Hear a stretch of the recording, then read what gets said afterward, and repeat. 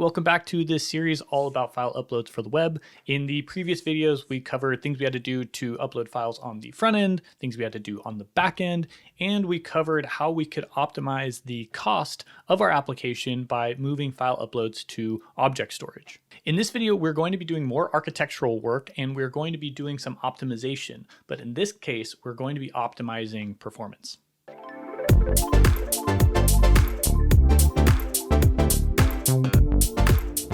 Since the last video, I've made a small change to the application so that I can choose a file to upload, and once it's done uploading, we'll actually see that file on the front end. And if you remember from the last video, we're storing all of our uploads in an object storage bucket. But object storage buckets are deployed to specific regions in the world. So we can see that this photo is actually being stored at the US Southeast object storage location. So the problem here is that we have an image that's stored in one region of the world, but as our application grows and our audience gets larger, we might start getting people from further and further away trying to access our website and download those resources. And that's where a CDN comes in. A CDN is a content delivery network, which is essentially a connected group of computers that are all distributed around the world and can store things like those static assets so that when a user makes a request for a file, that file can be served from the nearest computer to where the user is asking for it.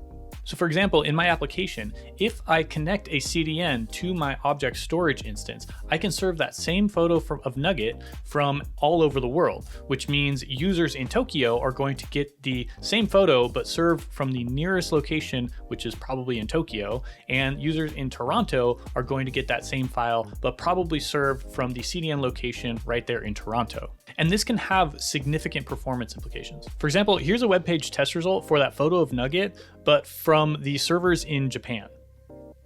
And if we look at the load times, we can see that it took a whole second for that image to be served to that request. Now let's look at that same request, but served behind a CDN. We're still making the request from Japan, and we're still requesting that same cute photo of Nugget, and that same photo is coming from the same object storage location that we set up. But because the request is passing through the CDN location in Tokyo, the CDN can check whether there's a cache version of that image and respond right away instead of going all the way to the object storage location.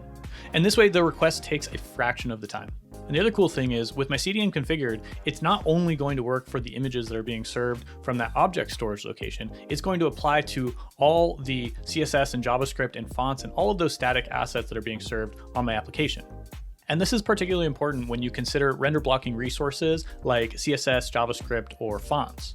And this is more than about shaving 300 milliseconds off a single request for a really cute photo of a dog. Because of the cascading effect of how the browser loads resources, every one of those resources on your page that has to load might delay the other ones. So those 300 milliseconds can add up quickly. So having a CDN as part of your application infrastructure is a really important step. I'm using Akamai CDN, which is awesome because it has something like 300,000 servers across 1,200 locations around the world. So it's guaranteed to be as fast as possible. And I'll show you how I have it set up. In my Akamai control panel, I created a new property using the Ion standard setup, and I just went straight to Property Manager. But if you want a guide, you can also follow the wizard to set it up. Then in my property host names, I added the host name for my application, which I have deployed at uploader.austingil.com. Finally, under property configuration settings, I created a new rule based on the blank rule template. And this rule will apply for any request that is going to the /files subroute or anything below that.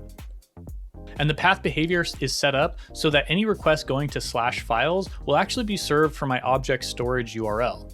And that's why when you go to uploader.austingil.com /files/nugget.jpg, that's being served from the CDN cache, but the original version is being served from my object storage location. So that's how I've configured Akamai CDN to sit in front of my object storage location. It's not the only way to do it, and it's not the only benefit that we get from CDNs. In fact, there's a lot of cool security and other kinds of performance tools that we can use. But the important thing that I wanted to highlight here was specifically around performance in delivering the objects that we are serving.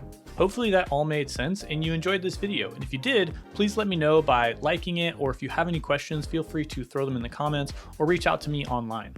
We're going to continue this series with some tips on how to protect your servers from malicious uploads now that we are receiving file uploads from users. So if you want to be notified when those come out, be sure to subscribe, and I will catch you in the next video.